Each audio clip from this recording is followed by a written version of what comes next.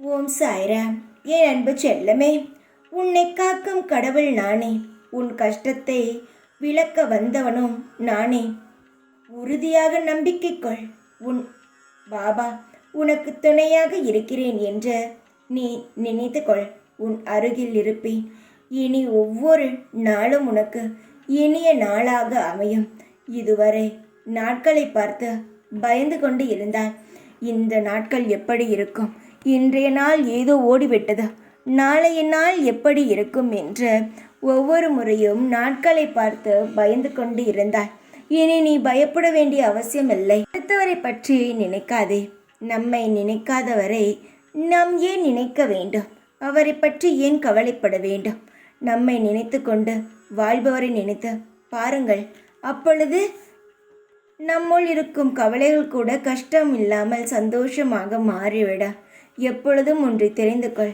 நம்மை யார் ஒருவர் நினைக்கிறார்களோ அவர்களை நாம் நினைக்க சந்தோஷப்பட வேண்டும். அவர்களுக்கு எந்த ஒரு துரோகமும் செய்யாமல் இருக்க வேண்டும். அதுவே நம்மளை கஷ்டப்படுத்தி தூக்கி எறிந்து விட்டு போனவர்களை எந்த ஒரு நொடியும் நினைக்கக்கூடாது. நான் உன்னை பார்க்கிறேன்.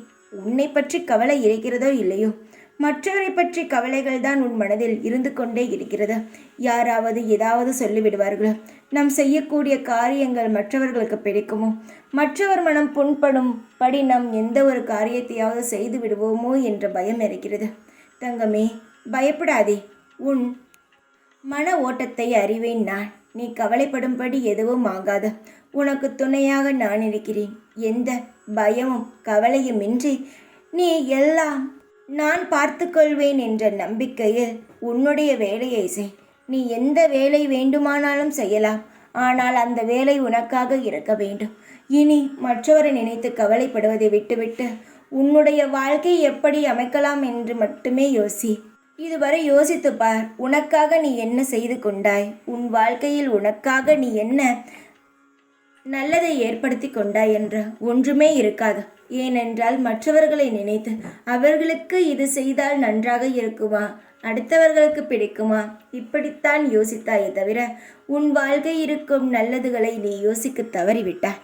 இனி தவறிவிடாதே. காலங்கள் எங்கும் செல்லவில்லை. உனக்கான காலங்கள் தான் இனி சுற்ற உள்ளது.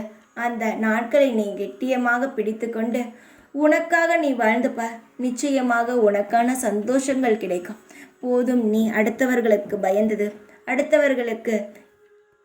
அடுத்தவர்களுக்காக வாழ்ந்தது எல்லாம் போதும். இனி உன்னுடைய வாழ்க்கை துவங்கிவிட்டது. இனி சந்தோஷமாக இருக்க வேண்டும். தைரியமாக இரு. இப்பொழுது உன் கூடவே இருப்பேன். ஓம் சாய்ராம்.